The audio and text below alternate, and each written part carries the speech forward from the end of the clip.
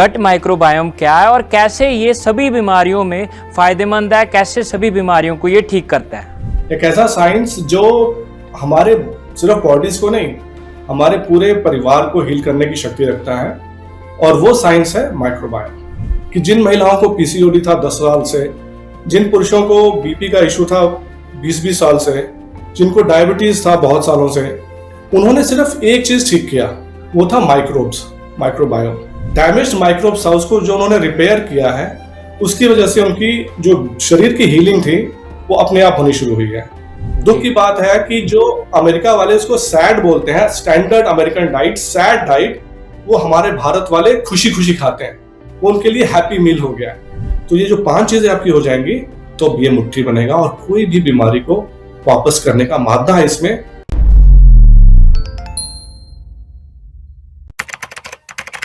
नमस्कार, D5 channel Hindi देख रहे सभी दर्शकों का मैं विभोर चट्टा स्वागत करता हूं। आज हमारे साथ जुड़े हुए हैं gut microbiome expert Ajit Bishan ji. Sir, आपका बहुत बहुत स्वागत है D5 चैनल हिंदी में। नमस्कार विभोर जी, और बहुत धन्यवाद आपके इस चैनल पे आने के लिए, मुझे बुलाने के लिए बहुत धन्यवाद। और हम मिले थे इन पर्सन, लेकिन आज आपसे यहाँ पे मिलके जो आपके हेल्थ चैनल पे आने का जो आपने सौभाग्य दिया है, मुझे उम्मीद है कि इससे बहुत लोगों को फायदा होगा। जी अजीत जी, हम आमतौर पर अब सुनने को मिल रहा है गट हेल्थ के बारे में, गट माइक्रोबायोम की बहुत ज़्यादा बात हो रही है। तो मैं ये जानना चाहूँगा कि गट माइक्रोबायोम क्या है और कैसे ये सभी बीमारियों में फायदेमंद है, कैसे सभी बीमारियों को ये ठीक करता है। जी, बहुत ही वाजिब सवाल है।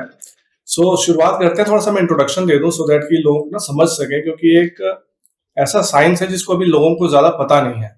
जी। मैं सिर्फ एक संदेश वाहक हूं, एक ऐसे साइंस का जो दुनिया भुला चुकी है, एक ऐसा साइंस जो हमारे सिर्फ बॉडीज को नहीं, हमारे पूरे परिवार को हील करने की शक्ति रखता है, और वो साइंस है माइक्रोबायोम। जी। तो शुरुआत करता हूं कि एक शॉकिंग फैक्ट से, कि हम लोग सिर्फ 1% ह्यूमन हैं। तो 1% ह्यूमन होने का क्या मतलब है कि हमारे मानव शरीर में सिर्फ 1% जीन्स ह्यूमन जीन्स हैं। जो बाकी जीन्स हैं 1:100 से भी ज्यादा का रेशो है, वो माइक्रोब्स के जीन्स हैं। बेसिकली आपका जो हेल्थ है वो डिसाइड आपके ह्यूमन जीन्स नहीं करते हैं, वो डिसाइड करते हैं इन ट्रिलियंस ऑफ माइक्रोब्स जो हमारे शरीर के अंदर हैं। असली ट्रेजेडी क्या है कि ये जो माइक्रोब्स है इसके बारे में कोई नहीं बता रहा है, ना डॉक्टर बता रहे हैं, ना कोई डाइटिशियन बता रहे हैं, ना हमारे स्कूल में पढ़ाया जाता है। और असली बात यह है कि ये माइक्रोब्स ही डिसाइड कर रहे हैं, जैसा मैंने बताया आपको। जो मजे की बात यह है कि जो हमारा भारत देश है, इसमें जो हमारे ऋषि मुनि रहे हैं, हमारे बड़े बुजुर्ग रहे हैं, उनको हमेशा इस साइंस का पता था। तो आप पूछेंगे कैसे? तो इसको सारे कड़ियों को हम जोड़ेंगे आज इस एपिसोड में। तो जैसे हम लोग नंगे पैर चलते थे, ऋषि मुनि भी नदियों की पूजा करते थे, पेड़ों की पूजा करते थे, चांद तारों के नीचे सोते थे, ठीक है, मतलब कहने का मतलब है नेचर में रहते थे। तो उससे क्या होता था कि हम माइक्रोबायोम का एक्सचेंज कर रहे थे। तो उसका कैसे प्रभाव कैसे घुसता, हम आज सारी वो बातें करेंगे। आयुर्वेद में ऐसा कहा गया है कि जो अग्नि है वो मेन आपका डिसाइडिंग फैक्टर है। ऐसा कहा जाता है कि जिसका मंदाग्नि हो गया, मतलब जिसकी अग्नि कम हो गई, उसका बुढ़ापा भी वहीं से शुरू होता है और बीमारियां भी शुरू होती है। एंटी एजिंग जो आज चल रहा है, बुढ़ापा भी वहीं से शुरू होता है। मॉडर्न साइंस क्या कह रहा है कि microbiome is the regulator of those that अग्नि, जो हम जठ अग्नि की बात कर रहे हैं। तो दो अलग अलग साइंस, पुरातन भारत का इतिहास साइंस और आज का माइक्रोबायोम साइंस, क्या बात कर रहे हैं? सेम एक ही चीज की बात कर रहे हैं। किसकी? माइक्रोबायोम की। ये चीज मैंने खुद अपने जर्नी में महसूस किया है। मेरे को खुद ऐसी बीमारियां हुई जो मैं आगे डिस्कस करेंगे, हम बात करेंगे। और ये चीज मैंने अपने स्टूडेंट्स में भी देखा, अपने यूट्यूब के व्यूअर्स को भी देखा, कि जिन महिलाओं को पीसीओडी था 10 साल से, जिन पुरुषों को बीपी का इशू था 20-20 साल से, जिनको डायबिटीज था बहुत सालों से, उन्होंने सिर्फ एक चीज ठीक किया, वो था माइक्रोबायोम। वो जो डैमेज्ड माइक्रोब्स था उसको जो उन्होंने रिपेयर किया है, उसकी वजह से उनकी जो शरीर की हीलिंग थी वो अपने आप होनी शुरू हुई है। तो कहने का भाव ये है कि अगर हम माइक्रोब्स को डैमेज को ठीक करेंगे तो ये हीलिंग अपने आप बॉडी करनी शुरू कर देती है। इट्स लाइक दिस कि एक स्विच ऑन किया और स्विच में लाइट घर में उजाला हो गया। तो वही काम ये माइक्रोब्स करते हैं, क्योंकि वो हीलिंग जो है माइक्रोबायोम से ही सारा कुछ रिलेटेड है। सर गट हेल्थ के बारे में तो सभी जानते हैं, गट हेल्थ और गट माइक्रोबायोम में क्या अंतर होता है? कि हमारा जो शरीर है, इसमें जो हम खाना खा रहे हैं, इसको यहाँ से लेके और जो सुबह शौच निकलता है, उसको पूरा जो सिस्टम है, जो लाइनिंग है, उसको बोलते हैं गट लाइनिंग। तो जैसे घर में आपका प्लम्बिंग सिस्टम होता है ना, प्लम्बिंग में से कचरा जाता है, पानी जाता है, वो बाहर निकल जाता है ना, घर में से तो पाइप जा रही है, लेकिन उसमें से पानी बाहर तो नहीं आता ना। तो वैसा ही सिस्टम हमारा गट में है। जैसे मुंह में हमने डाला तो वो बॉडी का पार्ट नहीं बनता है, बॉडी इतना स्मार्ट है। प्रॉब्लम कहाँ होती है, जैसे सेम आपका प्लम्बिंग सिस्टम है, अगर उसमें लीक हो गया तो घर में कूड़ा कचरा आना शुरू हो जाएगा, वो चीजें जो बाहर कमरे घर में नहीं आना चाहिए वो आना शुरू हो जाता है। सेम सिस्टम आपका गट लाइनिंग का है, उसको बोलते हैं, जो गट लाइनिंग है आपका, उसमें जो जो लीक होगा उसको बोलेंगे लीकी गट। तो जैसे आपका जो लाइनिंग है एग्जैक्टली लाइक दिस, मतलब ऐसा होता है कि जो सेल्स ऐसे जुड़े हुए हैं और उसमें थोड़ा सा भी गैप हुआ तो उसमें से चीजें, जो आपने खाना खाया उसमें से चीजें जाने लग जाती हैं आपके बॉडी में, मतलब आपके ब्लड स्ट्रीम में, उसी को बोलते हैं लीकी गट। तो लीकी गट का फिनोमेना बहुत ज्यादा इंपॉर्टेंट है, और इसीलिए मैं सिंपल भाषा में प्लम्बिंग में समझाता हूं कि जब आपके प्लम्बिंग में लीक हो गया तो आपके घर में चीजें जानी शुरू हो जाएंगी जो नहीं जानी चाहिए। लेकिन सवाल फिर ये आता है कि ये जो लीकी गट मैं बोल रहा हूं वो कैसे हुआ, वो कैसे शुरू हुआ? वो शुरू हुआ हमारे लाइफस्टाइल से, हमारे खाने पीने के ढंग से। क्योंकि जो हमारा शरीर है, ये कुदरत का बनाया हुआ इतना जबरदस्त चीज बनाया भगवान ने, इस नेचर ने, कि उसके अलावा इस दुनिया में कोई भी चीज पास भी नहीं फटकती है। चाहे वो बोइंग का लेटेस्ट जेट हो, चाहे एप्पल का लेटेस्ट फोन हो, चाहे फरारी का कोई लेटेस्ट इंजन हो, ये जो शरीर बना है भगवान ने बहुत सोच समझ के बनाया है कि इसमें कोई बीमारी ना पैदा हो। तो एक चीज ये आपके दर्शक जान ले कि ये आपका शरीर बीमार होने के लिए हरगिज नहीं बना है। इस शरीर को अपने आप को हील करना भी आता है। हमारे जो ऋषि मुनि थे वो सैकड़ों साल जीते थे और उनको बुढ़ापा नाम की चीज नहीं आती थी, क्योंकि वो उन्होंने कुदरत के साथ रहना सीख लिया था। अपने अंदर जो मैंने माइक्रोबायोम की बात की, वो माइक्रोबायोम के साथ रहना उन्होंने सीख लिया था। क्योंकि जैसे मैंने आपको बोला कि हम सिर्फ 1% मानव हैं, 99% हम लोग माइक्रोब्स हैं। तो उसका जीवंत उदाहरण मैं आपको देता हूं कि हमारे शरीर के अंदर कुदरत ने 100 खरब माइक्रोब्स दिए हैं। 100 खरब, करोड़, अरब, खरब, it's with trillions. So trillion के पीछे 12 जीरो होते हैं, इसमें एक के पीछे 14 जीरो लगेंगे, इतना हमारे अंदर माइक्रोब्स हैं। तो ये समझने की कोशिश करिए कि जो भगवान ने आपके अंदर 100 खरब जीव दिए हैं, सूक्ष्म जीव, वो खराब कैसे हो सकते हैं? और आप उनके मारने के पीछे क्यों पड़े हैं?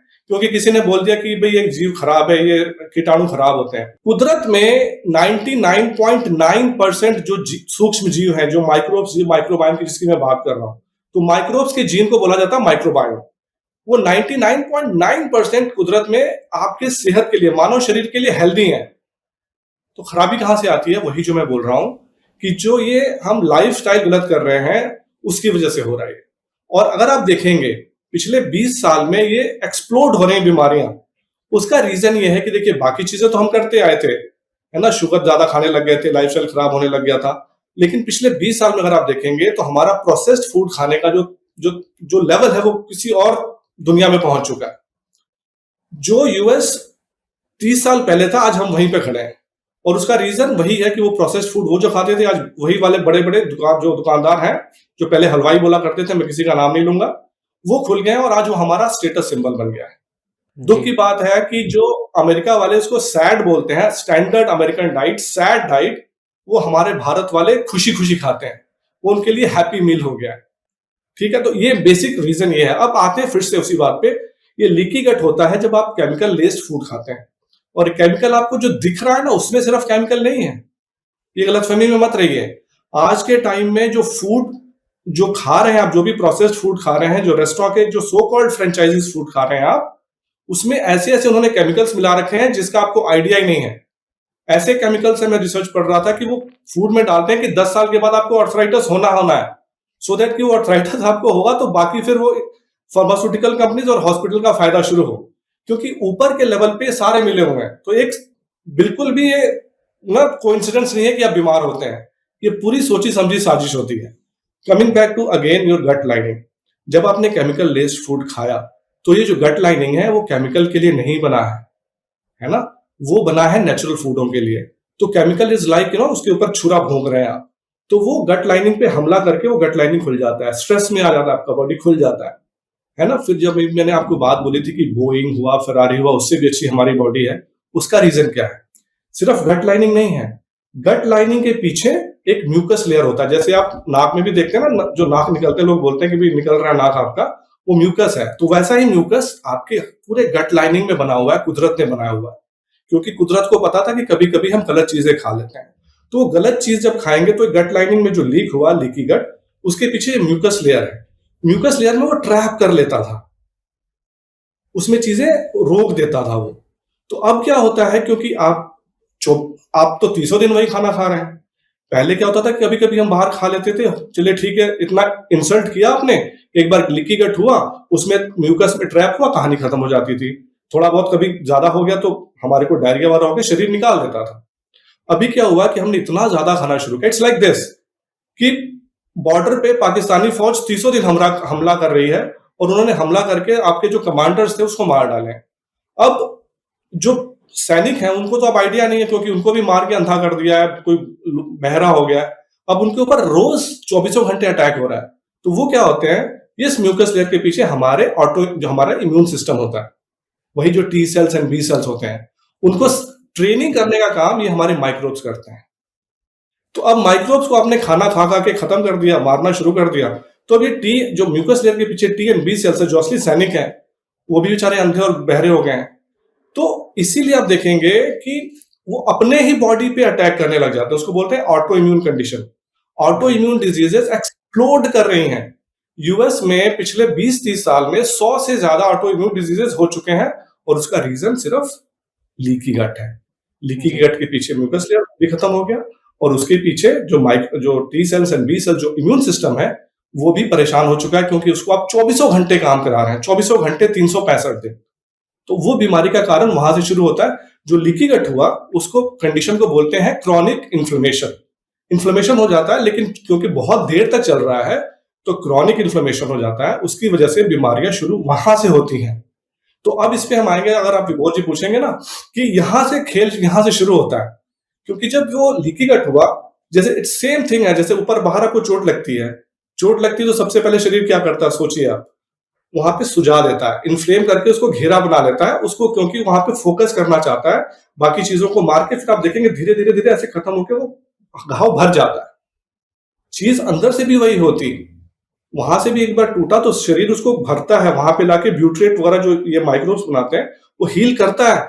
लेकिन क्योंकि आप रोज अगर अपने पे छुरा मारेंगे तो शरीर क्या ऊपर से हील कर लेगा? नहीं कर पाएगा ना। वही चीज अंदर से हो रहा है, जो शरीर में हम खाना खा रहे हैं, जो लाइफस्टाइल गलत किया हुआ, हम टाइम से नहीं सो रहे, हम एक्सरसाइज नहीं कर रहे, हम फास्टिंग नहीं कर रहे, हम वॉक नहीं कर रहे, और खाना तो खराब है ही है। तो ये पांचों चीजें असर करती हैं जी। सर, ये जो आपने पांचों चीजें बताया कि ये गलत चीजें हैं और यही माइक्रोबायोम को खराब कर रही हैं, तो मैं ये जानना चाहूंगा, क्या एंटीबायोटिक्स भी प्रभाव डाल दिया गट माइक्रोबायोम पे? बहुत बढ़िया सवाल जी, बिल्कुल।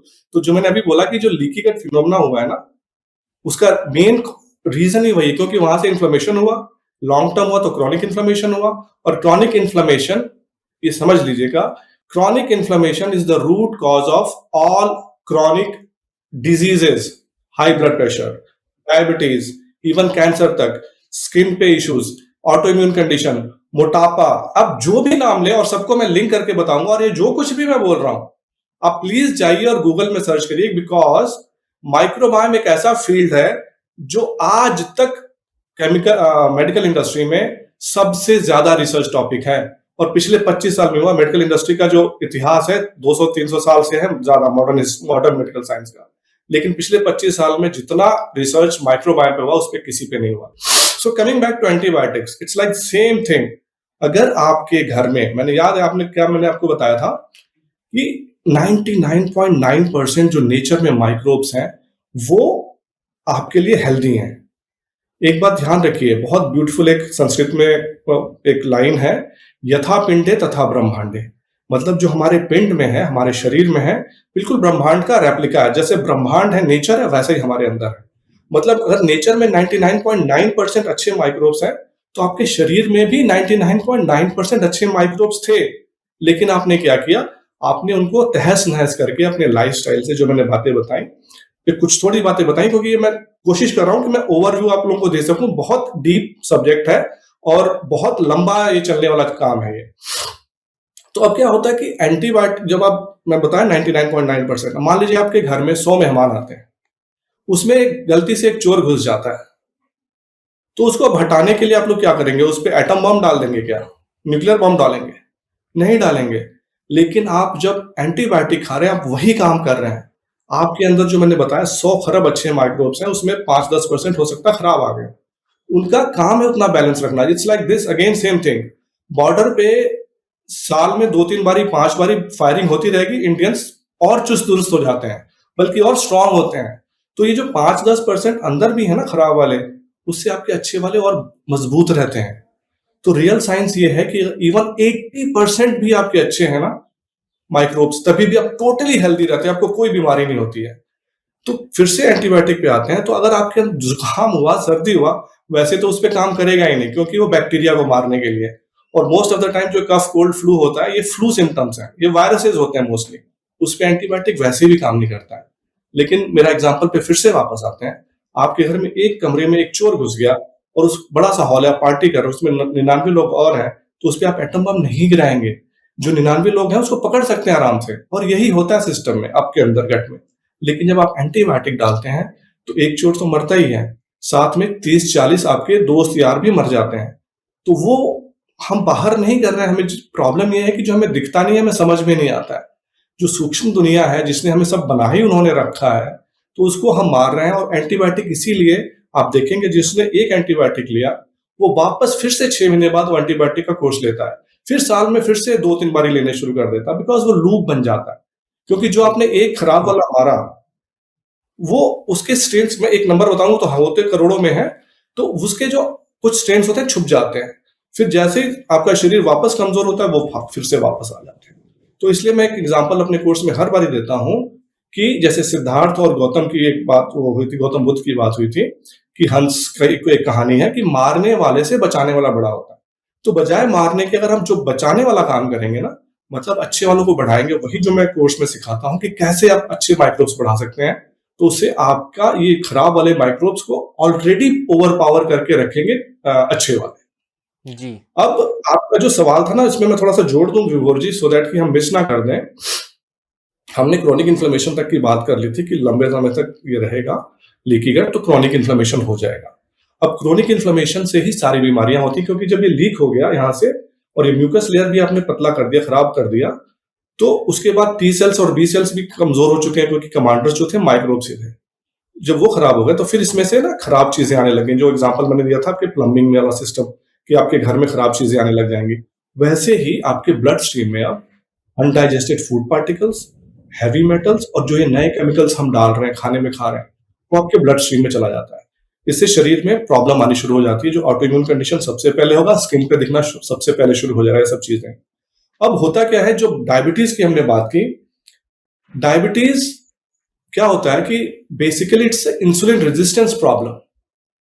जब ये, इसको एलपीएस बोला जाता है, जो एंडोटॉक्सिन भी बोलते हैं, जो आपके ब्लड स्ट्रीम में जाना शुरू हो गया, वो जाके आपके सेल्स में जाके डिपॉजिट होने लग जाता है। अब वो जो डिपॉजिट हो रहा है, तो जो आप खाना खा रहे हैं और ब्लड में जो ग्लूकोज है, जिसको सेल में डालने का काम इंसुलिन करता है, उसके बजाय क्या करता है कि आपका, क्योंकि ये जो एलपीएस जाने लग गया लीकी गट की वजह से, तो वो जो सेल का जो एक तरह से ताला बोला जाए, उसमें जाके डिपॉजिट होने लग जाते हैं एलपीएस, ये जो एंडोटॉक्सिन से, जो अंदर नहीं जाते अगर आपका लीकी गट नहीं होता और आपको इन्फ्लेमेशन, क्रोनिक इन्फ्लेमेशन नहीं होता। तो बेसिकली सेल में जाके ये डिपॉजिट हो रहे हैं एलपीएस, एंडोटॉक्सिन एक्सेट्रा। तो आप क्या कर रहे हैं कि जो इंसुलिन आ रहा है, क्योंकि वो खोल नहीं पा रहा है, इंसुलिन चाबी है आपको सेल को खोलने के लिए, सो दैट कि उसमें ग्लूकोज जा सके। तो अब हुआ क्या है कि आपका जो ताला जिसमें चाबी पड़ती है, वो जाम हो गया है। अब आप क्या कर रहे हैं, और उसकी चाबी इंसुलिन है। अब आप क्या कर रहे हैं कि वो इंसुलिन, क्योंकि चाबी अंदर नहीं घुस रहा, तो आप दूसरी चाबी ला रहे हैं, तीसरी चाबी ला रहे हैं, तो खुलेगा तो नहीं ना भाई साहब, वो नहीं खुलेगा। यही काम हम कर रहे हैं, जिसको इंसुलिन रेजिस्टेंस बोला जाता है।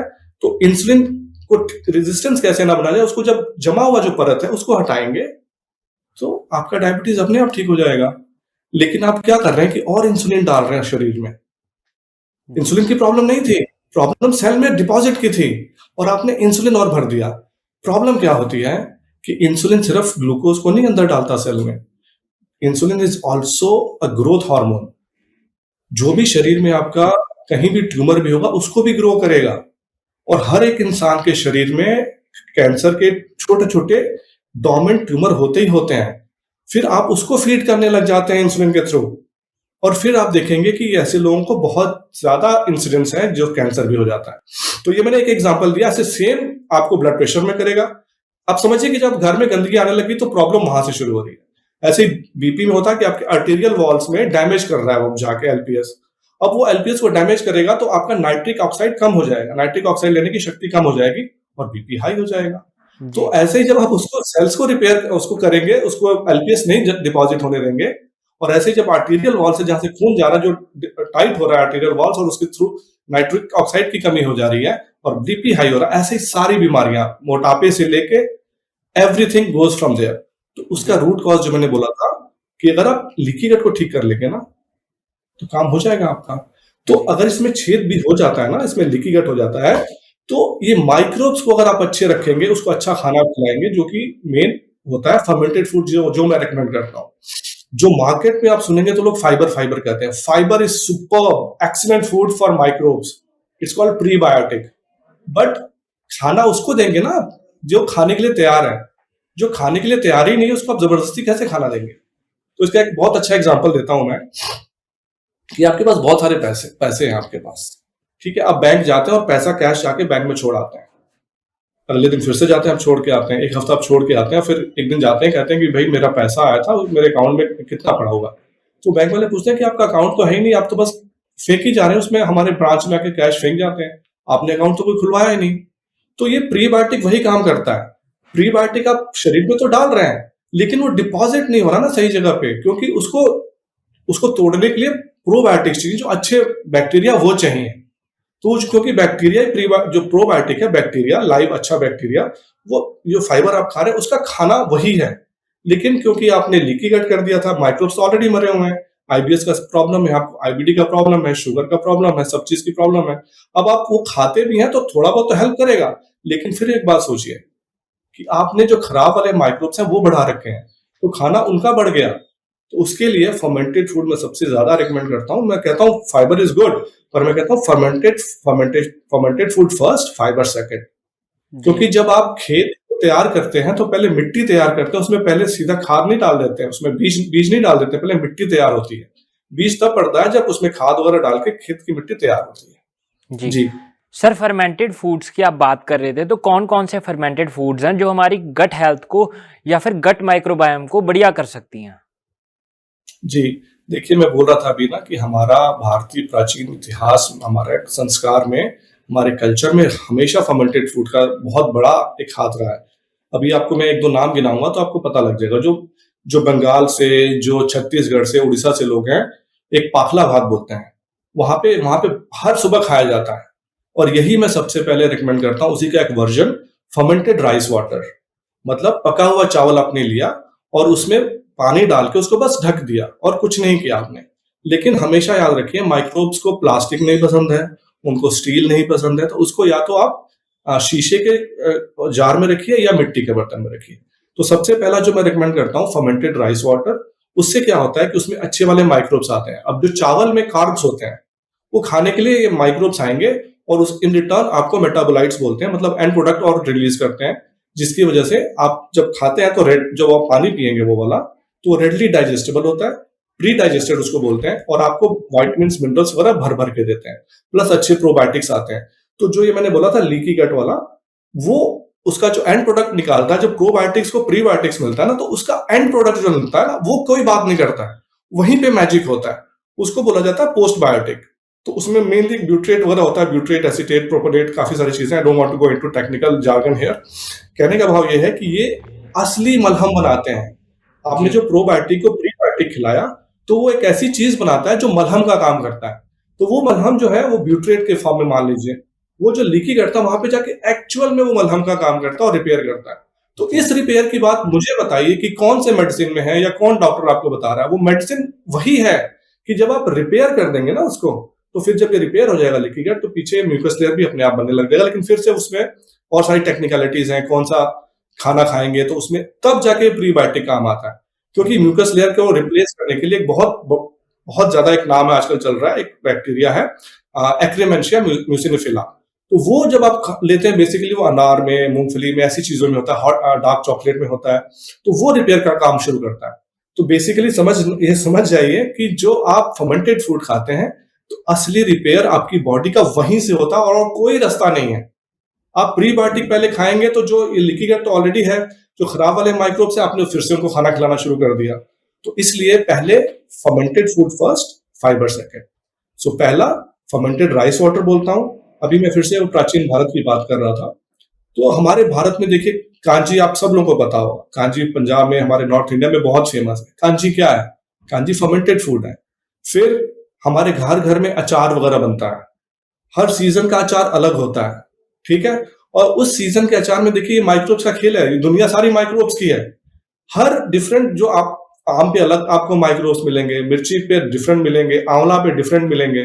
तो वो अचार हर सीजन का पड़ता था, उसमें वो वाले माइक्रोब्स आते थे। और एक चीज याद रखिए, अगर आपने लीकी गट फिक्स करना है तो एक जो मैं मंत्र देता हूं, डाइवर्सिटी इज द की। मतलब जितना विभिन्न प्रकार का सीजन में regional food, organic food if possible खाएंगे, तो आपके अच्छे वाले माइक्रोब्स वो बढ़ाएंगे। तो अचार होता था। जो दही है, दही एक तरह से फर्मेंटेड फूड है। दही का छाछ और बढ़िया जबरदस्त चीज है। तो वैसे ही कुछ चीजें आपको समझ में आ गई। आम का अमावट पड़ता था, तो ये सब चीजें माइक्रोब्स फर्मेंटेड फूड का कमाल है। साउथ में अम्बली सबको पता है, मिलेट से बनता है अम्बली, बहुत बढ़िया चीज है। तो ये सब चीजें थी। और जो मैं इसके अलावा बहुत सारी चीजें रेकमेंड करता हूँ अपने उसमें कोर्स में, लैक्टो फर्मेंट चीजें जिसको बोलते हैं। सिंपल किसी भी सब्जी फल को आप फर्मेंट कर सकते हैं, सिंपल पानी और नमक चाहिए। तो डिटेल आप देखना चाहेंगे तो मैं आपके चैनल पे फिर से आ सकता हूँ, लेकिन मेरे चैनल पे बहुत सारे मैंने वीडियोस, 500-600 वीडियोस हैं, जो सिर्फ मैं 5 साल से माइक्रोबायोम के बारे में टीच कर रहा हूँ। क्योंकि मुझे पता है कि इससे दुनिया बदलने वाली है और ये मेडिसिन का भविष्य है। जी। और 2-3 चीजें मैं बता दूं, लोग सर्च कर सकते हैं। सावर क्राउट, जिसको हमने भारतीय नाम दिया था पत्ता अमृत। किमची है जो साउथ कोरियन डिश है। सावर क्राउट जर्मन का डिश है, बहुत जैसे हम लोग चटनी खाते हैं वैसे। और कीफर एक होता है जो मैं बहुत ज्यादा रिकमेंड करता हूं, लेकिन वो तब जब आप ये जो 5 चीजें मैंने आपको बताई थी, योग ध्यान करके अपना जो है अपना पैरासिम्पथेटिक में लेकर आइए। आप वॉक करिए, आप टाइम से सोइए, आप एक्सरसाइज रोज वॉक करिए। फिर ये सात्विक खाना खाइए जिसमें प्रोसेस्ड फूड हटाइए। और फिर ये 5 जो फर्मेंटेड फूड है आप इकट्ठा करेंगे धीरे धीरे। और ये ना देखिए, there is a method behind the madness. अचानक सब कुछ नहीं करने लग जाएंगे। आप अचानक 5 फर्मेंटेड फूड ऐड करेंगे तो और काम खराब हो जाएगा। क्योंकि याद रखिए मैंने क्या कहा था, आयुर्वेद में अग्नि को सबसे इंपॉर्टेंट बोला गया है। जब आप फर्मेंटेड फूड लेते हैं तो अग्नि को बढ़ाने का काम करता है। तो एक ठंड के मौसम में जहां पे मीठी जल रही है, उतना उतना आग ठीक लगता है, आग अच्छा है। इसका मतलब ये नहीं कि आप पूरे घर में आग लगा देंगे। तो ये काम धीरे धीरे करना है आपने, स्लो एंड स्टडी। तो ये जो 5 चीजें आपकी हो जाएंगी, तो ये मुट्ठी बनेगा। और कोई भी बीमारी को वापस करने का मादा है इसमें। मैं कोई डॉक्टर नहीं हूं, मैं कोई क्लेम नहीं करता। ये आपके अंदर जो जीवित, जो ये माइक्रोब्स है, इनको जीवित करता है। और जो ये, मैं इसको लाइफ फोर्स बोलता हूं। जब आपने उसको लाइफ फोर्स ही जगा दिया, तो फिर कुछ भी हो आपको ऑप्टिमम लेवल पे लेके जाएगा। अब मैं जो बोलने वाला हूं, आप कहीं से भी गूगल पे जाके सर्च करिए, बहुत फैसिनेटिंग चीज है ये। इसको बोलते हैं गट ब्रेन एक्सेस। मतलब ब्रेन का और गट का डायरेक्ट कनेक्शन है, थ्रू वेगस नर्व के थ्रू जाता है मैसेज सारा। तो मैसेज जो जा रहा है ब्रेन से और गट को, वो 10 to 20% है। मतलब जो ब्रेन मैसेज भेज रहा है गट को, वो 10 से 20% है। जो गट मैसेज भेज रहा है वो 80 to 90% है। अब कमाल की बात यह है कि किसी को एंजाइटी, डिप्रेशन, जो आजकल बहुत हो रहा है, और फिर से वही फिनोमिना है, leaky gut, all roads lead to Rome, ठीक है ना।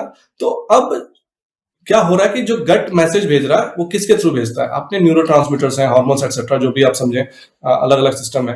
अब वेगस नर्व से जब आपका गट हेल्दी होता है, तो जो आप अच्छा प्रीबायोटिक खा रहे हैं, तो प्रोबायोटिक्स ने उसको कन्वर्ट करके, उसको सिंथेसाइज करके सेरोटोनिन नाम का एक हार्मोन बनाता है। डोपामीन नाम का एक हार्मोन बनाता है। अब सेरोटोनिन क्या है? जाके प्लीज सर्च कर लीजिए। Serotonin is called happiness hormone and dopamine is basically goal oriented, but जो आजकल हम रील का स्क्रोलिंग कर रहे हैं, वीडियोस लगातार देखी जा रहे हैं, वो बेसिकली डोपामिन का ही हम हिट ले रहे हैं, एडिक्टेड है हम। लेकिन एक तरह से वो हैप्पीनेस देता है, वो अलग बात है, एक अलग टॉपिक का विषय है कि हमने उसका इस्तेमाल गलत कर दिया। लेकिन जो हैप्पीनेस हार्मोन है सेरोटोनिन और डोपामिन है, जो 90 और 50% कहाँ बन रहा है? आपके गट में बन रहा है। और बना कौन रहा है? ये माइक्रोब्स बना रहे हैं। और कब बनाते हैं? जब अच्छे माइक्रोब्स होते हैं जो उनको अच्छा खाना मिलता है, जो प्रीबायोटिक, जो हम फाइबर की बात कर रहे थे। तो बेसिकली अगर आपने अच्छा माइक्रोब्स बना लिया अंदर, तो वो सेरोटोनिन बनाने लग जाएंगे, और वो सेरोटोनिन जब भेज जाएगा नर्व थ्रू वेगस नर्व आपके ब्रेन तक, तो पीस एंड काम विल रिजाइड। तो ब्रेन कहेगा आई एम हैप्पी। कहने का मतलब ये है, जो गट फीलिंग हम बोलते हैं ना, this is what it is, gut feeling. वो जीवंत जो जीवाणु हैं, उनका आप और हम वर्बल भाषा में बात कर रहे हैं, लेकिन वो एनर्जी के थ्रू बात करते हैं। जी तो वो जो एनर्जी की बात हमारे सनातन में है कि वी ना हम आत्मा की बात करते हैं, तो ये जो शरीर है ये टेम्पल है, ये एक मंदिर है, और जो उसमें देवता जो उसमें विराजमान है, जो हमारी आत्मा है, वो तभी चमकेगी जब आपका फाउंडेशन स्ट्रांग होगा। और फाउंडेशन माइक्रोब से है, जो मैंने शुरू में बोला था कि जो साइंस जो हम भूल चुके हैं, जो हमें दिख नहीं रहा है, वो हमने सोचा कि ये इसका कोई मतलब नहीं है। तो ये ब्यूटीफुल चीज है इस माइक्रोबायोम को, जिसको मैं बोलता हूं कि आप तीनों ब्रह्मा विष्णु महेश आपके अंदर है, उनको हील करने के लिए आपको इन माइक्रोब्स को ठीक करना पड़ेगा। जी तो आपको अगर एंजाइटी डिप्रेशन से दूर जाना है, तो वो जो दवाई आपको डॉक्टर दे रहा है, वो सेरोटोनिन मिमिकिंग दवाई दे रहा है। मतलब ये है कि वो आपको बस it's like treating the symptom. और ये आप जो करेंगे माइक्रोब्स को आपको वापस लाके, तो it's like you are actually dealing with the problem, root cause of the problem. और उसी में मैं काम कर रहा हूं, बिकॉज आप जानते हैं विभोर, मेरे को इस फील्ड में लाने वाले हमारे लेट डॉक्टर अवधेश पांडे जी थे। तो ये मैंने छोटी सी वीडियोस बना के छोड़ दी थी, और वो इंसिस्ट किया उन्होंने कि अजीत तुम इस पे आओ, इस पे आओ, इस पे काम करो, बिकॉज माइक्रोबायोम के बारे में कोई बात नहीं कर रहा, जब मैंने 6 साल पहले ये वीडियो डाली थी। तो उनका एक बहुत फेमस वो कोट किया करते थे, medical education is more important than medical treatment. तो मैं उसी पे चल रहा हूँ। मैं सिर्फ एजुकेशन के लिए लोगों को, खुद मैं चाहता हूँ कि लोग डॉक्टर बने, और जो मेरा मिशन है, मिशन 2035, उसमें मैं गृहिणियों तक पहुंचना चाहता हूँ। क्योंकि ये जो चीजें मैं बताता हूँ विभोर जी, ये आप किचन में बना सकते हैं। मैं कोई भी फैंसी आइटम नहीं बता रहा हूँ कि आप जाके ये लेके आओ, इतनी महंगी लेके आओ। जो सीजन में है, फ्रूट्स एंड वेजिटेबल्स, वो घर में लेके आओ। मैं बताऊंगा कि आप कैसे उसको दवाई के तौर पे इस्तेमाल कर सकते हैं। क्योंकि जो भारतीय रसोई है, वो औषधि से बढ़कर है। कोई भी औषधि आप किचन में अपने रसोई में बना सकते हैं। और मैं इसलिए गृहिणियों को वो इक्विप करता हूं कि आप घर में चीजें करें, जो सिर्फ आपको जान के हैरानी होगी कि वो सिर्फ स्वास्थ्यवर्धक नहीं है, वो बहुत ज्यादा स्वादिष्ट है। अब और जो हमारे स्टूडेंट्स हैं, ये इस बात की गवाही देते हैं कि उनको अंदाजा नहीं था कि पानी में फर्मेंट करके, ये चीज करके इतना स्वादिष्ट और इतना स्वास्थ्यवर्धक कैसे हो सकता है। सो मैं सल्यूट करता हूं अपने लेट गुरु डॉक्टर अवधेश पांडे जी को। उनकी वजह से मैं ये सब एजुकेट कर पा रहा हूं, और ये काफिला मेरे को लगता है कि अब आगे जा तभी रुकेगा जब हम अपनी मंजिल पे पहुंचेंगे, मिशन 2035।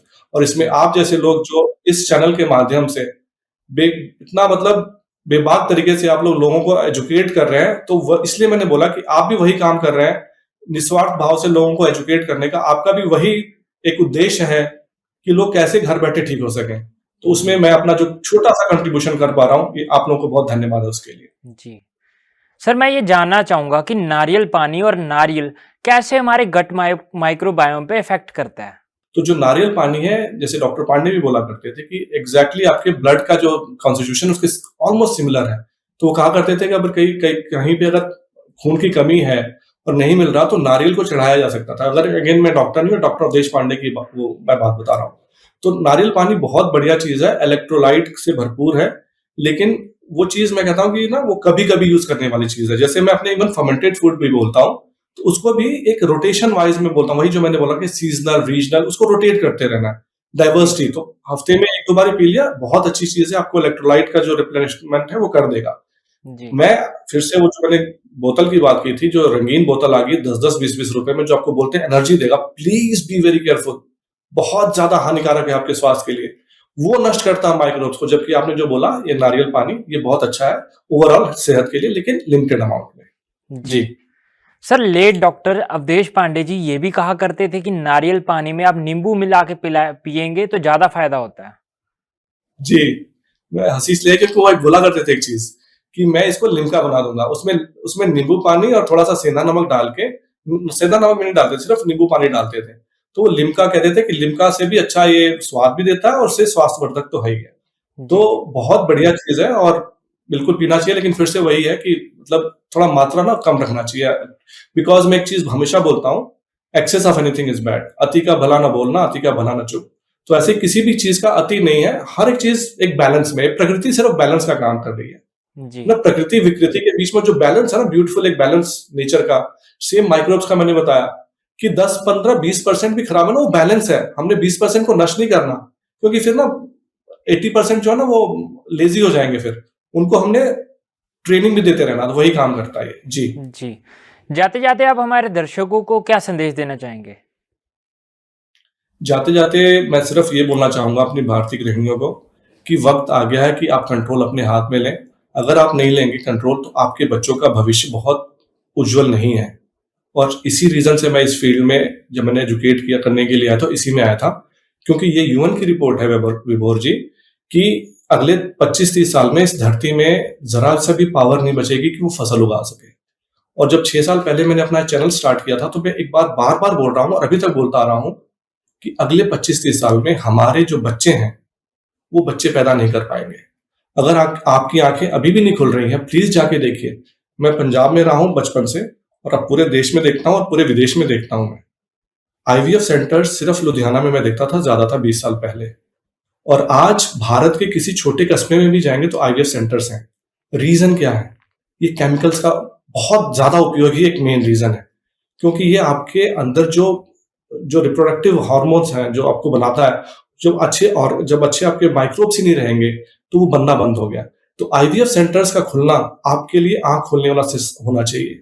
लेकिन हम अभी भी सोच रहे हैं कि हमें कुछ नहीं होगा। हम आईवीएफ सेंटर्स देख के भी नहीं समझ पा रहे हैं कि जो हमने अपना जो हम भाग रहे हैं वेस्ट के पीछे पीछे, वो कितना दुखदाई है। और सबसे दुखदाई ये होगा कि हमारी अगली पीढ़ी ही नहीं बन पाएगी। आप आज किसी न किसी को जरूर जानते होंगे जो आईवीएफ सेंटर्स के थ्रू चक्कर लगा के बच्चा पैदा करने की कोशिश की है या कर चुके हैं। और अब 20 साल पहले जाके देखिए तो आपको आईवीएफ सेंटर्स का मालूम भी नहीं था कि क्या है। तो जी, हमारे सामने भविष्य हमारे बिल्कुल आंखों के सामने है। बस इतना बोलूंगा कि जो मैं रास्ता बता रहा हूं सिर्फ मैं संदेश वाहक हूं। आप घर में अपने किचन में ये चीजें करके अपने माइक्रोब्स को वापस बुला सकती हैं और अपने आप को वापस एक सेहतमंद रास्ते पे चल सकती हैं। बच्चे बाहर, मैं कहता हूं, मैं खुद फ्लेक्सिबल रहता हूं कि एक बार आपने रिपेयर कर लिया अपने आप को तो हफ्ते में एक बारी दो बारी आप बाहर भी खाएंगे तो चलेगा। लेकिन आप 5 6 दिन बाद बाहर खाएंगे तो वो फिर से वही केमिकल वाला फूड आएगा। तो time is here, time is here to grab this opportunity, last opportunity हमारे पास। नहीं तो हमारा विनाश हमारे सामने खड़ा है और हमें दिख नहीं रहा है। तो मैं जी, बस इतना रिक्वेस्ट करूंगा कि प्लीज एक फॉलो करके देखिए। मैं कोई दवाई नहीं बता रहा हूँ, कोई केमिकल नहीं बता रहा हूँ, क्योंकि मेरा तो मिशन ही है, मिशन 2035 का केमिकल फ्री वर्ल्ड। जो केमिकल हम धरती की बात कर रहे हैं, धरती में हम खाद डाल रहे हैं, डीएपी डाल रहे हैं। आपको पंजाब के किसानों का एग्जाम्पल आपके सामने है। बठिंडा में हर घर में आज कैंसर के मरीज हैं। क्यों है? क्योंकि केमिकल्स इतना ज्यादा यूज किया है। तो वही मैं कहता हूं कि गाय माता को वापस लेके आना पड़ेगा। धरती में हमारे को गौ माता का गोबर और मूत्र से हमें खेती करनी पड़ेगी। और विश्व ये मान चुका है आज की डेट में कि ऑर्गेनिक फार्मिंग गौ माता के थ्रू ही पॉसिबल है, और गौ माता से ही हमारा बचाव पॉसिबल है। तो ये सब चीजें हम अकेले, जैसे मैंने बोला था, यथा पिंडे तथा ब्रह्मांडे। अगर आप ये सोच रहे हैं कि मैं अच्छा खा के मैं बच जाऊंगी, मैं बचा रहूंगा, तो पॉसिबल नहीं है। जो भगवान श्री कृष्ण ने कहा था कि आपका जन्म इस समाज को सेवा करने के लिए हुआ है। अगर आप अपना स्वार्थ देखेंगे तो आप नहीं बचेंगे, ये मेरा प्लीज नोट कर लीजिए। इसलिए भगवान कृष्ण को जो पसंद थी गौ माता, उसको हमें वापस लाना पड़ेगा। हमारे को खेती उसी से लेकर आनी पड़ेगी, क्योंकि खेती में सिर्फ हम जहर नहीं डाल रहे हैं, उसमें से जो न्यूट्रिशन वैल्यू थी, अब जाके फिर से पढ़िए, यूएन रिपोर्ट है कि 90 to 50% खत्म हो चुका है न्यूट्रिशन फूड में से। तो वो वापस लाने के लिए हमें वापस अपने भारतीय जड़ों से जुड़ना पड़ेगा। और वो काम मुझे पता है कि हमारी भारतीय गृहिणी बहुत अच्छे से कर सकती है। तो आपसे यही रिक्वेस्ट है, प्लीज करिए। जी। अजीत जी, आपने जी, बहुत महत्वपूर्ण जानकारी दी। आप हमारे साथ जुड़े, आपका बहुत-बहुत धन्यवाद। धन्यवाद आपका भी, बहुत बहुत धन्यवाद। अगले एपिसोड में फिर मुलाकात होगी, तब तक के लिए नमस्कार।